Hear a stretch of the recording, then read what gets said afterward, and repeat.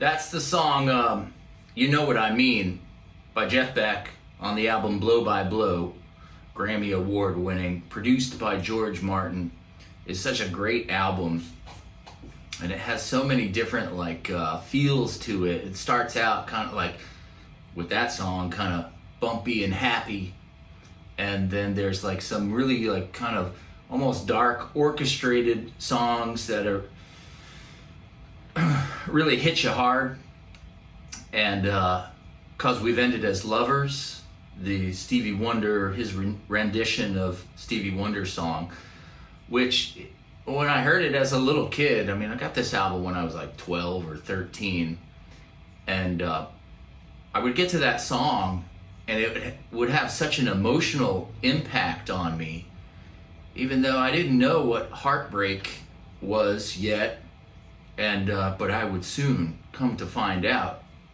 But even before that, that song was almost like I couldn't handle it. I would have to skip through that song a lot of times because I didn't want to go there emotionally. And even more so, I mean, in the later years, I still kind of have to skip that song. As good as it is, because it just has such an impact. And that tells you something, like, without even having lyrics. Well, I mean, the song has lyrics, but he doesn't sing it. He plays it as an instrumental. And even with it being an instrumental, it has such an emotional impact. Of course, he was a blues ace, but he had this whole other universe of spots on the guitar that he could tap into in an instant and control the guitar so effortlessly. You know, it's like him and Jimi Hendrix, as far as, you know, their handling of the instrument and having just complete control over it. They are interchangeable to me as number one. And you know, when I heard the news yesterday, I was, of course, taken aback and surprised, like we all were. I had some things going on in my head that weren't the best things, and they just kind of vanished. You know, it's like you have all these relationships in your life, and family and friends, of course, are the most important ones. And those are always, there's always like some little conflict going on with either family or friends. And they have such a big impact on you and your thoughts, and you find yourself getting, I don't like what this person said to me, or I wish I hadn't said something that I said. And when I heard the news yesterday, it was like all of that vanished.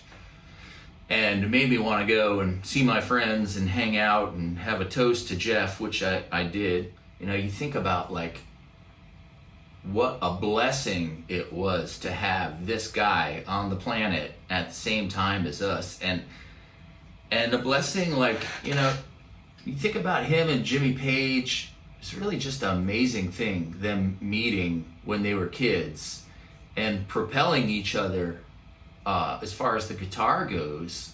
You know, there's got to be a little bit of competition there, but there's also this incredible momentum of inspiration feeding off of each other. Kind of like, you know, Lennon and McCartney, those guys meeting at the, you know, St. Peter's feet, the picnic or whatever. These two massive icons meeting each other. Of course, at that time, they were just kids, but it would take that meeting of the two for them to propel into this extreme momentum that would carry the Beatles to being, you know, like bigger than, well, I don't want to say it, but really big, like the biggest. And it was the same thing with Beck and Page.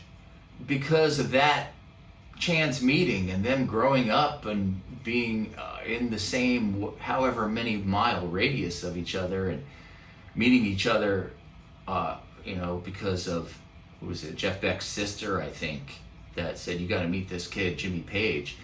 That just did so much for the guitar and opening up all these doors and realms for guitarists and the guitar in general to just become like what it has become, this thing that we all love. And if you think about like the squabbles that you have with your friends and family in your life, it would be probably nothing matched to the squabbles that those guys had, even though they remained best friends throughout the years and right up until the end and beyond that. The competition that those guys must have had and the slights that they had to endure from each other over the years. And of course, like, you know, coming up at the same time and Led Zeppelin becoming this giant monolith of huge success. That must have affected him in a big way. Of course, you know, he had Rod Stewart in his band. Beck had Rod Stewart, and if they had stayed together, they would have been every bit as big as Led Zeppelin. I'm sure. I ain't complaining, you know, because Jeff Beck gave us so much great music as an instrumentalist. He could just play any style. I saw him twice. The first time I saw him was at the LA Sports Arena, was with Stevie Ray Vaughan. And there's another pairing, like Stevie Ray has a whole, like the same similar control of the guitar, and it can just do what he wants it to do, or vice versa. It's almost like the guitar is saying, all right, I'm gonna control you. And you know, because when you see Jeff Beck play, he's not really even like struggling at all, doing all these amazing twists and turns. Would take the rest of us like every bit of concentration and zillions of hours of practice to meet up to that standard. That show with Stevie Ray Vaughan, it blew my mind. And then like what was that? It was like 1990, I believe, or 89. Many years later, 2004, I was visiting my parents in California for a week, and towards the end of the trip, I looked in the paper and I saw that he was playing at this place, the McCollum Theater, which wasn't even a half a mile away from my parents' house. And nobody could go, so I bought a single ticket and went by myself, and because of that, I had a really good seat and was able to even get in, because that was all that was left were single tickets. And he brought me to tears during the show, I mean, literally. And I met up with a friend a few days after that when I got back to Atlanta, who is a guitar player, a huge guitar player. And I told him, I was like, oh, I saw Jeff Beck, and I cried. And he was like, you cried, didn't you? He did that to you. I was like, yeah. So, can't remember any other concerts that I went to where I cried, but he got me good.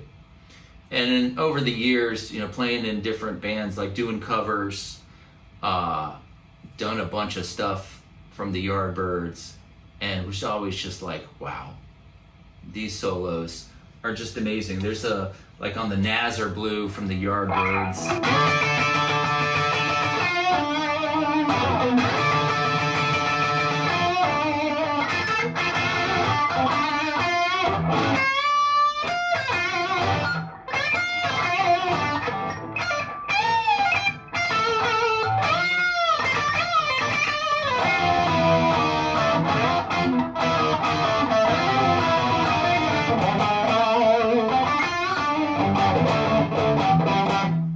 He sings that song.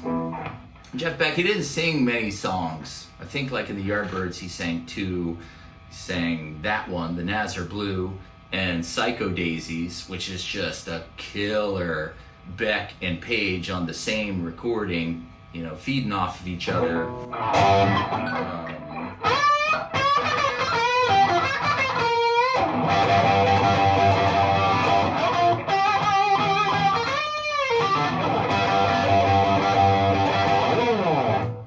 Even though like Jeff Beck doesn't have the greatest singing voice, it's another one of those things where you can just hear his whole personality in the voice. And then at the Arms concert, he sang Hi Ho Silver Lining. And you could just tell like he was just always having so much fun playing, even though he was kind of known as this moody, obstinate guy. You would always see him just like having so much fun, especially, in the later years. And then there's Racking My Mind.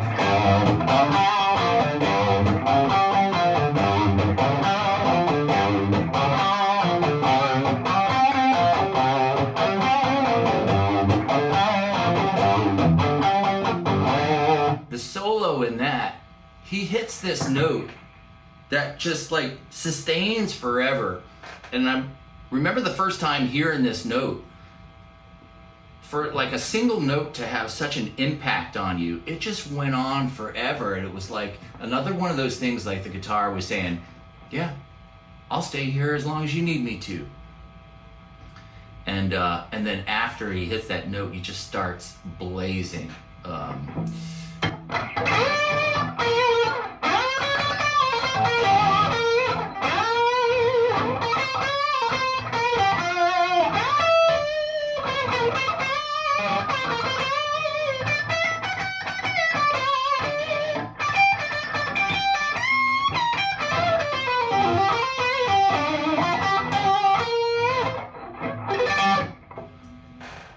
Just beautiful. Even though, it's just like playing blues in those songs, it sounded so different than any other blues player. And then the ending lead.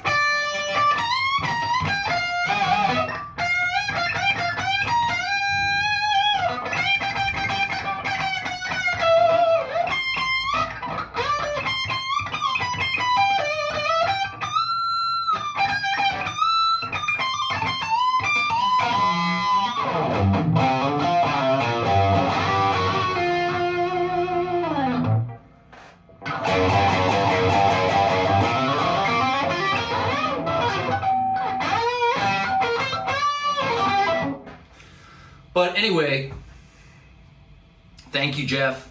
And I just wanted to get on here and play a little bit. I've been kind of thinking about doing another video. In fact, yesterday I was trying to figure out some stuff that I could do for another Jeff Beck video before I even heard the news, and I got all tangled up in that. Well, how am I going to accompany this, the lead guitar parts that he's going to be doing, like say on that song, You Know What I Mean. I started thinking like, well, I'll do this accompaniment over here, so it all makes sense. And then when I got to today, I was just like, just play the song, warts and all. So thanks for dealing with all my little flubbies here, and thanks, Jeff. You will be missed. My name's Fran. I'll see you later.